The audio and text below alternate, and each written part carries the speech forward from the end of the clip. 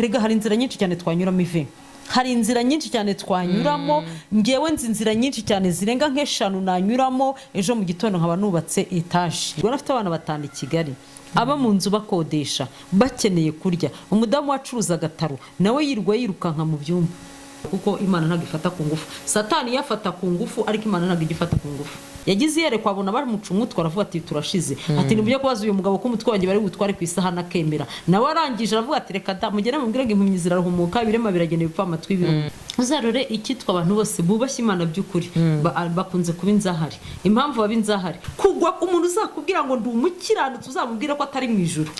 Hello muraho neza twongeye kubasuhuza mwese aho muherereye ahariho hose mu nce zitandukanye amahoro y'Imana abe muri mwebwe agendane namwe inshuti zacu mpamvu tugarutse ko tubibasezeranye umunsi ku wundi uko tubakunda niyo mpamvu tugarutse kugira ngo tubaganirire kugira ngo ibyo tuvuga ni ukuri namwe bijye bibageraho kandi bigire icyo bibasigira uko bisanzwe rero genda Yvette ndi kumwe n'umubyeyi wacu mama Obrine murakoze Imana impumugisha aka kanya rero turabashimiye ko ibiganiro byacu mugenda mubibona kandi mukatwereka urukundo tudatinze rero tugiye gutangira dusenga Mobri dushyira imbere y'Imana.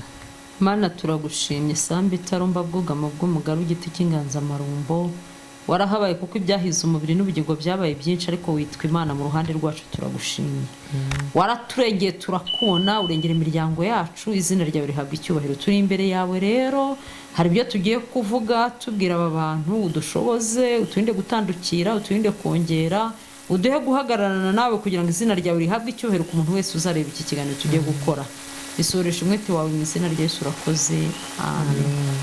Imana ihabwe icyubahiro ubwo idushoboje twongeye kugera hano hantu ni ukuri hari igihe dutandukana tuzi ko yenda tutazagaruka vuba ariko Imana ikadushoboza twongeye kugaruka byaraduhize biba ari byinshi twaraciye mu bintu byinshi ni ukuri umuntu wese utureba n'abandi bose mwese murabizi ibyo mucamo ariko hejuru y'ibyo byose hari Imana bitakaza ibyiringiro bitakaza kwizera nukuri Imana yakoze bya bindi cyagiye n'ubu biracyariyo ntijya inanirwa Imana yacu ntipfa ntisinzira ihora ari Imana amina. Aka kanya rero shima Imana umutima yuzuye amashimwe kuko ndi muzima yego nanjye ndashimye ko ndi muzima nukuri ndi muzima niyo mpamvu tugarutse ahangaha tutari bazima ntabwo twaba tugarutse ariko aka kanya Imana iduhaye nukuri igaherwa icyubahiro kuko hari abagashaka bakabura hari abifuza kugira ikintu batambutsa kiri mu mitima yabo n'ihumure tubwira abantu b'Imana niba ari ugusenga ni ugusenga niba ari ugutabarwa Imana nibishaka izadutabara kuko itadutabaye tuzakomeza dusenge kuzageza Yesu agarutse rero aka kanya niyo mpamvu tugarutse tuvuga ngo haracyari Imana ikora ibitangaza haracyari Imana ikora imirimo haracyari Imana yagukuye hahandi n'ubu biracyahari. Mama Obrine turi abakristo turi mu rugendo rujya mu ijuru kandi tugira gute tubireka biducogoza ni byinshi biduca intege ni byinshi pe amabuye arahari ari menshi imijugujugu ni myinshi ariko tuzigera dusubira inyuma kuko kadushubije inyuma n'undi birahari ubwo turi abakristo rero ndagira ngo tuganire n'aba bantu bazadukurikira Mama Obrine muri urugendo kuba umukristo ko hari igihe umuntu aba ari aho pe ari umukristo arasenga n'Imana ariko ukabona ubuzima buranga bakamurangira akazi ahantu yenda akaba niye asenga Imana ikakamubuza subizi ko ari abantu Imana ijya ibuza akazi kandi akazi yari agakeneye nawe urabizi ko hari abantu uzi ko ari abashomera imyaka yabo yose wababonye kandi basenga Imana baba mu nzu y'Imana basenga Imana ese kandi akaba nijya kubwira ngo akari akazi Imana yakambujije kuko niyita akambuza nanjye ndabona ko katankwiriye ese ubona biterwa n'iki? Rero icyitwa umuhamagaro kiraruhije ivi umuhamagaro ni ikintu kigoye nubwo abantu batagira agaciro ariko umuhamagaro uraruhishe nshobora kuba narahamagawe ariko ngahamagarwa meze nkaho Imana mu rugendo rwanjye Imana itankaniye cyane, kuko ndakubwira ngo imihamagaro iratandukanye. Uko yaguhamagaye siko yampamagaye. Hari ibyo ubohokewemo, hari n'ibyo ngewe nta yamboshyemo, kandi wowe wabikora ntibibi cyane, ariko ngewe nabikora ikambwira ngo aho ngaho ntabwo bikwiriye. Bishatse kuvuga iki? Bishatse kuvuga yuko umuntu w'umukristo arahamagawe, ariko kandi akeneye akazi, akeneye ubuzima bwe ko bugenda neza. Noneho ubushobozi afite cyangwa se umwanya arimo tuba uramwerekeza kujya gukora mu kabari.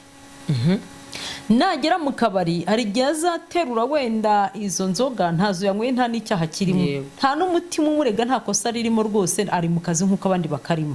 Ariko ashobora kuza akajya guseriva umuntu runaka, yamugeraho ugasanga wenda niba ari umugore amukozaho yatagombaga gukora. Icyo gihe ataye ibaba cyangwa se mu mutima wiwe ntabwo bigenze neza. Rero nubwo bose bakora ku kazi atari uko babakorakora, ariko nyine duteganye ko bishobora kubaho. Nk'umuntu akaba yakora ikintu nk'icyo ngicyo utagiteguye, icyo gihe uzataha udafite amahoro, uzataha umwuka wera akurega yuko watandukiriye, uzataha nyine wumva hari ibyo wishinza. Rero ako kazi umuntu wahamagawe afite kondisiyo nyine agenderaho, ako ntiyagakora. Umuntu wahamagawe afite kondisiyo agenderaho ntabwo azajya gukora muri buwate nijoro, aho abantu azahura n'ibyo atagombaga guhura nabyo, azabona ibyo atakwiriye kubonana nabyo. Oya, ntabwo bikwiriye yuko umuntu, rega hari inzira nyinshi cyane twanyuramo ive, hari inzira nyinshi cyane twanyuramo. Ngewe nzi inzira nyinshi cyane zirenga nk'eshanu nanyuramo, ejo mu gitondo nkaba nubatse etaje. Rero izo zose tuzireka atari uko tutagombye kuzinyura. None se ubu nta bagenda bakajya gusambana baza bagakuramo inzu? Nta bagenda se bakagurirwa amamodoka meza? None se ubu nta bakobwa beza dufite bakiri batoya bemeye guca bugufi bagasa nabi, akagera mu nzira zitari nziza ariko atanyuze muri izo ngizo? Rero gukizwa ni intambara. Ubundi gukizwa ni intambara. Ni rwo rugendo nabonye ruruhije, ni rwo rugendo nabonye rukomeye, kuko rukwambura ibyari kuguhesha ubuzima, rukakwambura kubaho, rukaguha ubuzima bumeze nkaho bubambwe, bumeze nkaho buziritse, bumeze nkaho butafite aho buva naho bujya. Ariko muri Kristo Yesu buba bufite aho buva naho bujya. Ikindi batumva gutyo bakagira ngo yena abantu bose tubabujije gukizwa, nuko gukizwa ari ubuzima bwiza bw'amahoro. Ntabwo duhagaritse abantu gukizwa, kimwe nuko abantu bose batumva yuko Imana ibuza abantu akazi, kuko se yabuza abantu akazi bikagenda gute? Navuze ku muhamagaro. Hari ufite umuhamagaro utemererwa kujya muri ubwo buzi, hari ufite umuhamagaro utemererwa gukora ibyo bintu, ariko hari n'undi ugomba kubikora, kuko Imana yamubwiye ngo azatungwa n'imirimo y'amaboko yiwe. Cyane rwose. Ukaba hari ibintu umuntu runaka atemererwa gukora, akavuga ngo nkorera nzagutunga. Yego. Kandi koko yabikora neza, Imana ikamutunga. Hari umugabo twigeze dusengana nka mbere y'imyaka 2, najyaga mufata nk'umusazi. Nanjye ubwanjye iyo avuga igihe yakirijwe n'igihe nakirijwe, nsanga namutanze mu rusengero. Noneho njyewe ubwanjye nabonaga ari umuvangirwa. Afite abana 5 i Kigali, aba mu nzu bakodesha, bakeneye kurya. Umudamu wacuruza agataro nawe yirwa yirukanka mu byumba.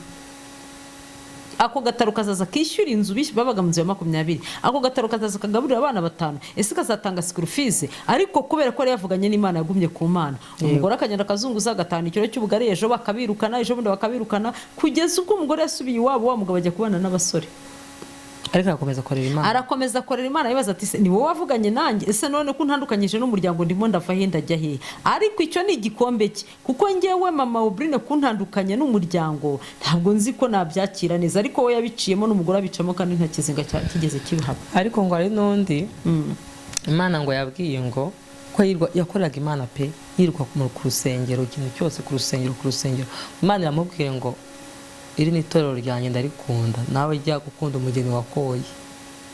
Birashoboka nyine nakantu numvise, ni imfasha nyigisho cyangwa se ndabyanabayeho simbizi, ariko abantu bose bahamagarwa gutandukana. Nakubwiye umuhamagaro. Urumva uwo nguwo yari yarengereye. Nanjye nzi umuntu pasiteri yigeze guhugura amubwira, yarakoze ubukwe hanyuma y'icyumweru atangira kuraraguzwa mu rusengero.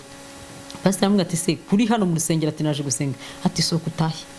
usize umugeni mu nzu uje kurara hano ntabwo yari avangiwe yarahagaze mu kuri Yewe. urambwira ngo uzanye umugore mu rugo icyumweru kimwe utangiye kumujugunya mu nzu ubundi iryo si ivangirwa si ubusazi ariko hari n'undi yabwira iti yamuzanye uwo munsi iti rero jya gusenga imwohereje gusenga kuko ishaka kumubwira ngo usengera igihugu imwohereje gusenga kubera ko ishaka kumubwira ngo usengera ivete imwohereje gusenga kubera ko imubwira ishaka kumubwira ngo usengera urugo umuhamagaro buri wese afite uko yahamagawe kandi ntuzaca urubanza kuko mbere twajya tubona abantu ukabona nk'umuntu ari mu rusengero yambaye ipantaro ugatokesha abadayimoni ukabona ni nka shitani ariko siko kuri kuko abantu bose twaje gusobanukirwa nk'ubwo ngo njye sinari kwicarana nawe hari n'umushuti wanjye wigeze kumbwira ngo aha ngo uriya muntu mumwicaranye ameze ate nyine imyumvire imutegeka yuko nagombye kwicarana nawe rero uwo nguwo nawe ntabwo namuciraho iteka kuko ababona wowe nyine ntabwo yigeze ahamagarwa abona abantu basutse nigeze ahamagarwa abona abantu yahamagawe azi ko abantu bose bagomba kwitega udutambaro ahamagarwa azi ko abantu bose bagomba kwambara ingutiya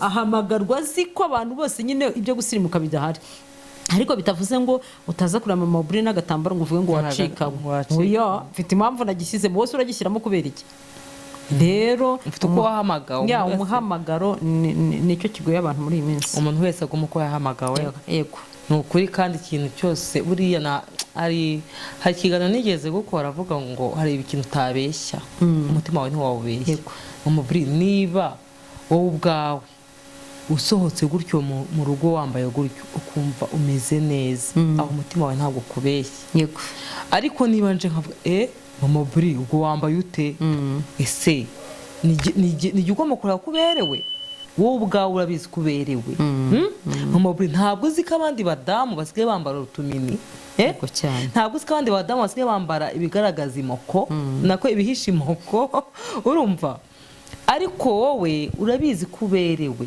umutima wanjye cyangwa umutima urabizi ko mberewe njyewe niba nambaye neza ndabizi ko nambaye neza rero ibyo twavuze tuvuga ngo gukorera Imana ni inzira itoroshye nubwo tubifata nk'ibyoroshye ntabwo byoroshye igihe kimwe umugabo Mose aragenda ku ubwoko bw'Imana mu Egiputa Mose ni wa mugabo wavuganye n'Imana mu gihuru cyakagumurira ariko ntigikongoke Mose ni wa mugabo Uwiteka yaje kubwira uko yitwa aramubwira ati nitwa ndiho nduwo ndiwe aramwisobanurira ariko umunsi umwe ubwoko bw'Abisirayeli bumuzengereje aravuga ati njyewe nabakurira amazi mu rutare icyo gihe Satani yaramwoheje aje kumukoresha icyaha ni ukuvuga ngo Mose akora icyaha Imana yari ihari na Satani yari ahari ndetse na Mose n'abo bantu bose bari bahari natangajwe n'igihe kimwe Mose amaze gupfa Bibiliya irabivuga ngo nuko Mose azamuka umusozi wa Nebo ngagera mu mpinga ya Pisiga ng'Imana nyine yiramuzamuye iramuha ngo dore igihugu narahiye Aburahamu na Isaka na Yakobo yuko nzakiba ngo nguhaye kukirebesha amaso ngo ariko wowe ntabwo uzambuka ngo ukigeremo Imana yari yibutse cya gihe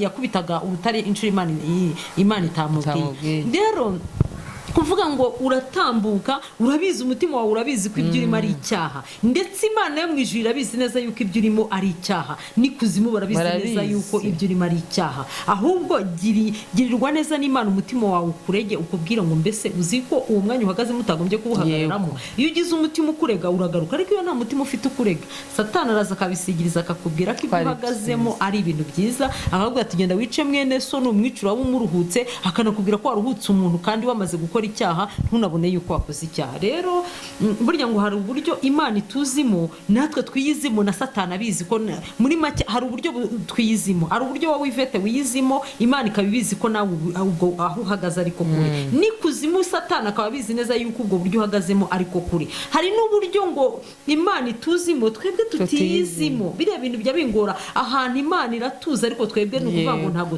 tuhazi Imana rero igitugirira neza uko bwije nuko bikeye kugira ngo umutima wacu turege iyo umutima ukurega umenye uko witwara umutima ni mwuka wera n'igihe umuntu azashobora gutakaza umutima umurega wa mubiri igihe ari igihe kigera ugakora ibyaha ugasa n'utandukanye n'ubuntu bw'Imana iyo utandukanye n'ubuntu bw'Imana ntabwo icyo gihe umwuka wera yongera kugusanga ahagarara hariya agasigara acunga ibyo urimo gukora ariko usomye mu gatabo k'umugenzi urabibona umwuka wera ahagarara ku ruhande ibikeri bikinjira inzoka zikinjira ibintu byose bikinjira burya umwuka wera aba yigendeye ntabwo arimo kukubwira ngo noneho ngo wakoze ikihane ngo akubuze amahoro aba yaguhaye uburenganzira bwawe kuko Imana ntabwo ifata ku ngufu Satani yafata ku ngufu ariko Imana ntabwo igifata ku ngufu Imana irakureka niba uri mu mwuka wo gukorera Imana yikorere, nuyinanira irahagarara hariya, nawe ujye mu mukino wawe na Satani, ariko Imana ifata. Ariko Satani we ashyiramo imbaraga agashyiramo ibiziriko akagukurubana.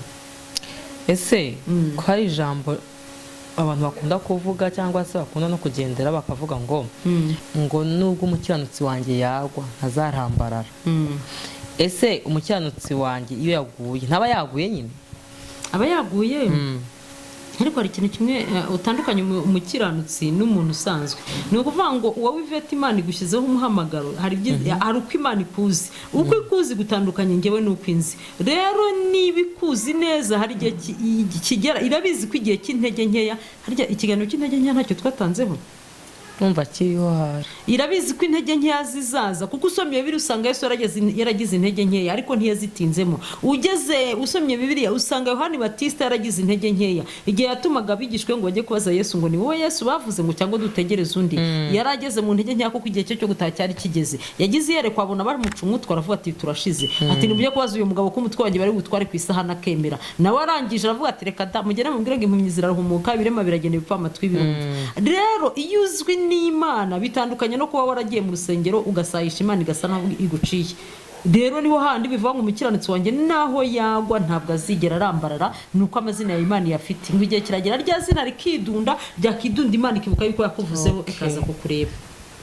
Mw'abantu mwe, niba uri mu ntege nkeya ukaba wumva umutima wawe ucitse imbaraga atari uko wasayishije, hari igihe Imana yakugarukaho, hari igihe Imana yakwibuka izina ryawe, hari igihe Imana yakongera ikaguhamagara. Nk'urugero, reka nitangeho urugero. Hari igihe ngewe nshobora kugenda nkasayisha, wenda nkagwa tubare wenda ni mu bigeragezo, ndaguye ndatandukiriye, numvisha Imana itabaho, numvisha itanzi, nkagwa nyine nkigira mu byaha, nkajya gukora ibyo Satani ashaka yuko nkora. Imana ikandeba ikavuga ngo ariko njye nawe hari aho twigeze guhurira, ntabwo nzakureka burundu.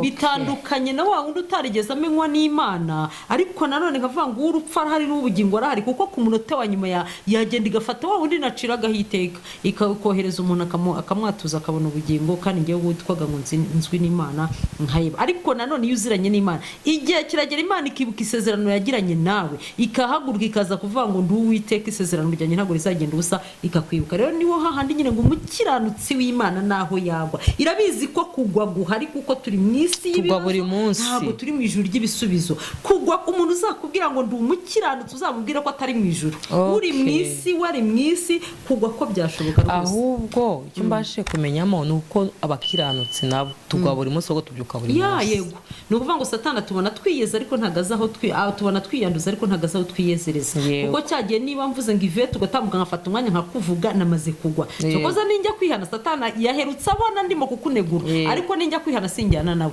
Naho rero Imana idukiriza, Imana iduha imbaraga, kuko tugwa buri munsi, iduha imbaraga zo kubyuka. Tucumura buri munsi, tugwa mu bigusha byinshi, ariko Imana iduha imbaraga zo kubyuka. Aho twari twahere tuvuga ngo hari akazi abakiranutsi cyangwa se abakristo batemererwa gukora atari uko babuze imbaraga. Erega Ivete, uzarore icyitwa abantu bose bubashye Imana by'ukuri bakunze kuba inzahari. Impamvu baba inzahari, arareba bakavuga ati ngewe sinzajya kwiba, ntabwo nzacuruza ngo ntubure mbeshye, ntabwo nzakora iki. Nyine aririnda, muri kwa kwirinda rero asubira hasi, aririnda. Niba yirinze akavuga ati ngewe sinzajya gufata wenda ibintu runaka ncuruza ngo mbivangemo ibindi kugira ngo bigwire, icyo gihe yirinze, nyamara uwo bivanzemo yamaze gukunguka. Nigeze mbona umuntu umwe arimo gucuruza umunyu mu isoko, wamunyu wo mu mufuka, ari kuvoma amazi agasuka mu mufuka w'umunyu. Umunyu noneho iyo utose ibiro biriyongera, noneho undi nawe akawucururiza ngo inyungu ntabwo izangana. Wasutsemo amazi, bya biro by'amazi yasutsemo azabigurisha amafaranga, kuko biragenda umunyu nyine ugatumba. Ariko wawugurishije uko yawuranguye, nta nyine ibiro yaranguye nibyo azacuruza. Ubwo se urumva abantu babiri bazakira kimwe? Uwibye azakira vuba, uwirinze nyine agende gakeya. Niyo mpamvu rero kenshi cyane niba dushaka gukizwa neza, twemere ibyo tubona mu gihe cyacu. Uyu musaraba uraruhije, umusaraba uraruhije, ntabwo ari igiti. Nyine hari ukuntu umuntu afite umuhamagaro mu mubiri, sibyo? Kandi nyamara azakenera nyuma y'umuhamagaro, akeneye kwishyura inzu, akeneye kwambara. Ivete, nkubwire ngewe nkizwa. Abo twakirijwe rimwe urwego bariho, ntabwo ari urwego wowe wapfundura umushumi inkweto zabo. none ngewe nibwiraga yuko navangiwe. hari korasi twakijijwe turirimba ivuga ngo naho ibindi waba ubiretse Mana ngo ukampindura igikoresho cyawe ngo ukazampa n'iherezo ryiza ngo nta kibazo. ese koko niko bimeze? uwayiteye naravuze ni umusazi. iyo korasi nge sinayiririmba. naho ibindi Imana ibireka gute? dukeneye kwiga, dukeneye kubaho, dukeneye gusa neza. iyo korasi uyihubuje hehe? arangije aravuga ati arayiririmba, amaze kuririmba ariko byaramukundiye. barayiririmbye bayiririmbye byarabakundiye. twebwe twifashe tukabona ko bavangiwe, twaragiye twiga amashuri bo batigeze biga y'ibigeragezo. akomeje kwiga ararangiza ajya i Butare, avayo arazabona akazi, abandi babona akazi, bose barahiriwe nyine mu gihe cyacu. ndavuga mu gihe cyacu urungano rwacu. ariko ngewe mu bantu babahinduye abasazi nkavuga nti ukora singe sinayiririmba kuko wayihimbye n'umusazi nta nubwo ari muzima.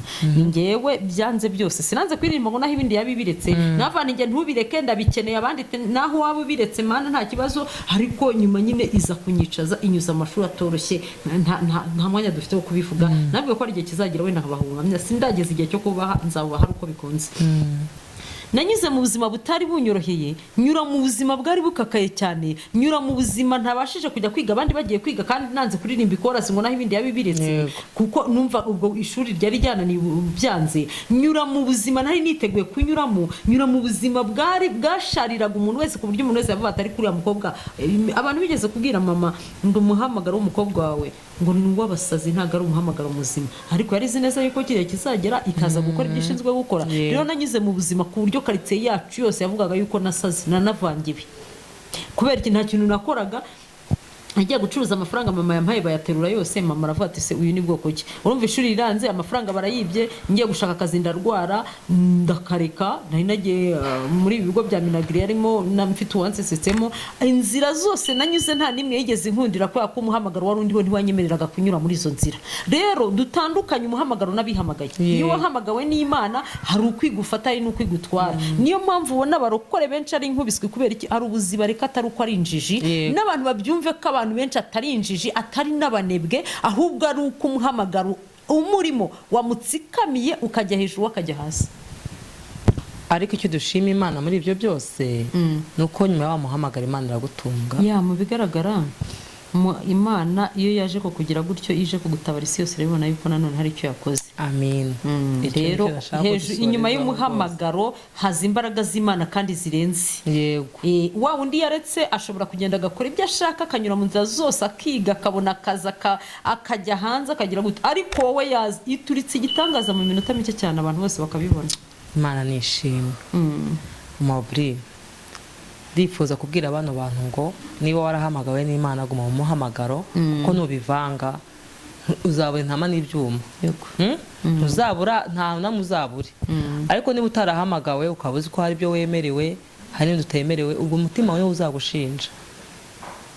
Nibakomere. umuhamagaro n'umuhamagaro nyine. nyuma y'umuhamagaro hari Imana yonyine. inyuma y'umuhamagaro hari Imana yonyine. niba ari amafaranga ifite igizayazanira, ni muri make nyuma y'umuhamagaro hari Imana gusa. nyuma y'umuhamagaro hari Imana. kadusoze. yego.